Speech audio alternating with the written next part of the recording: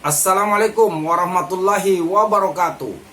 Berjumpa lagi bersama pecinta bola sejati. Apa kabar sahabat pecinta bola sejati? Semoga hari ini kita selalu dalam keadaan sehat walafiat. Hari ini saya akan memberikan video Bos Djarum akan menyesal jika menyia-nyiakan potensi Emil Audero. Ikuti informasinya lebih lanjut. Mari kita simak videonya bersama-sama. Kiper andal Emil Audero Mulyadi tengah menjalani proses naturalisasi untuk bergabung dengan timnas Indonesia. Proses ini menjadi sorotan publik terutama setelah media Italia Pazzidivanta.com mengungkapkan bahwa Como 1907, klub yang baru saja dibeli oleh pengusaha Indonesia Bos Djarum, akan menyesal jika mereka menyia-nyiakan potensi Emil Audero. Pazzidivanta.com mengungkapkan bahwa kemampuan Emil yang sudah terbukti di level Serie A dan Serie B seharusnya tidak dilewatkan begitu saja. Dalam musim kompetisi 2024-2025, Emil telah tampil dalam 8 pertandingan bersama Palermo di Serie B, mencatatkan penampilan yang luar biasa, termasuk ketika Palermo berhasil mengalahkan Brescia dengan skor 1-0 di kandang sendiri akhir pekan lalu. Emil Audero kembali menunjukkan penyelamatan krusial mirip dengan yang pernah ia lakukan sebelumnya, terutama saat melawan Sampdoria. Nyatanya, setelah pengalamannya bersama Bluchersiati, dia tidak lagi tampil sebagai pemain utama yang menonjol. Seperti yang diketahui, Emil kini bermain di level yang lebih rendah, turun 1 divisi ke Serie B dengan bergabung bersama Palermo. Sebuah penyesalan yang nyata bagi mereka yang gagal menghargai kualitas Emil.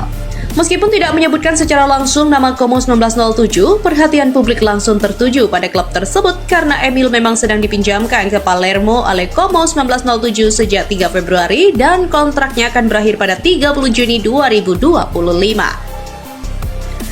Sementara itu, Ketua Umum PSSI Erick Thohir tampaknya tidak terlalu mempedulikan penurunan kasta Emil. Ia justru memberikan pernyataan bahwa ia sedang mempercepat proses naturalisasi Emil bersama dengan 2 pemain naturalisasi lainnya. Tujuan dari langkah ini agar mereka dapat didaftarkan ke FIFA sebelum 10 Maret mendatang. Dengan demikian, mereka diharapkan dapat memperkuat timnas Indonesia dalam kualifikasi Piala Dunia 2026. Timnas Indonesia berpeluang untuk menjamu China di Jakarta International Stadium atau JIS pada Juni 2025 pada lanjutan kualifikasi Piala Dunia 2026 zona Asia ronde ketiga. Laga melawan Cina bakal menjadi pertandingan kandang terakhir Indonesia di ronde ketiga kualifikasi. Oleh karena itu, ada beberapa keuntungan jika bisa bermain di JIS. Yang pertama, kondisi lapangan yang optimal. Ya, stadion baru. Sebagai stadion baru dengan fasilitas modern, JIS menawarkan kualitas rumput yang baik sesuai dengan standar FIFA. Hal ini penting untuk mendukung permainan timnas Indonesia yang mengandalkan operan cepat dan juga transisi dinamis, terutama saat menghadapi tim sekelas Cina.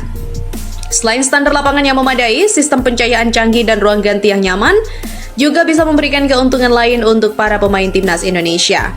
Yang kedua adalah atmosfer super yang lebih mengintimidasi. Dengan kapasitas sekitar 82.000 penonton dan juga desain stadion yang lebih tertutup, JIS dapat menciptakan atmosfer yang lebih berisik dan menekan lawan. Suara dukungan dari supporter akan terdengar lebih bergema, memberikan motivasi tambahan bagi timnas Indonesia sekaligus tekanan bagi China. Semakin banyaknya dukungan supporter yang hadir langsung ke stadion, timnas Indonesia juga bakal mendapatkan dukungan moral yang lebih besar. Yang ketiga, minim gangguan dari agenda non-sepak bola. Tidak seperti GBK yang sering digunakan untuk acara non-olahraga seperti konser atau kegiatan pemerintahan, JIS lebih terfokus pada sepak bola. Hal ini mengurangi potensi gangguan pada kualitas lapangan dan memastikan kondisi stadion tetap optimal bagi timnas Indonesia saat menjamu Cina. Jika PSSI memilih JIS sebagai venue melawan China, kombinasi atmosfer, supporter, kualitas lapangan dan juga kesiapan stadion bisa menjadi faktor penting yang menguntungkan timnas Indonesia dalam laga krusial ini. Dari berita pertama, kita beralih pada selanjutnya, yaitu menjelang pertandingan melawan timnas Indonesia, Australia masih dilanda masalah cedera pada beberapa pemain. Pertarungan antara Australia dan Indonesia akan berlangsung di Sydney Football Stadium pada matchday ke-6 putaran ketiga kualifikasi Piala Dunia 2026 zona Asia yang dijadwalkan pada Kamis 20 Maret 2025. Laga ini menjadi sangat krusial bagi kedua tim dalam usaha mereka meraih tiket ke Piala Dunia 2026. Saat ini, Timnas Indonesia berada di posisi ketiga dengan total 6 poin. Hanya terpaut 1 poin dari Australia yang juga bersaing untuk mendapatkan tempat kedua setelah Jepang untuk kelolosan otomatis ke Piala Dunia 2026. Di sisi lain, pelatih Timnas Australia, Tony Popovic juga tengah menghadapi dilema besar akibat banyaknya pemain yang mengalami cedera, sehingga kemungkinan besar mereka akan absen dalam pertandingan melawan Timnas Indonesia. Situasi ini tentunya menjadi tantangan tersendiri bagi Popovic dalam merancang strategi dan juga susunan pemain yang akan diturunkan. Dengan kondisi ini, Australia harus mempersiapkan diri sebaik mungkin agar dapat menghadapi Indonesia dengan kekuatan yang tersisa. Pertandingan ini bukan hanya penting untuk kedua tim, tapi juga akan sangat menarik untuk disaksikan oleh para penggemar sepak bola. Daftar pemain Australia yang mengalami cedera. Beberapa pemain Australia juga harus absen karena mengalami cedera. Di antaranya adalah Cameron Burgess dari Ipswich Town, Thomas Deng, Yokohama F. Marinos, Harry Souttar, Leicester City, Jordan Bosch dari Westerlo, Connor Metcalf, Santa Pauli, Alessandro Kirkati dari Parma, Riley Magri dari Middlesbrough, dan juga Matthew Ryans dari Lens. Di mana baru-baru ini satu lagi pemain Australia masuk dalam daftar cedera dan dipastikan tidak bisa melawan Timnas Indonesia, yaitu bek muda Hayden Matthews.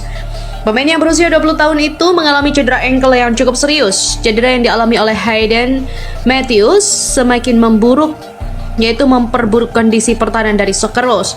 Musimnya harus berakhir lebih awal karena masalah pada pergelangan kakinya.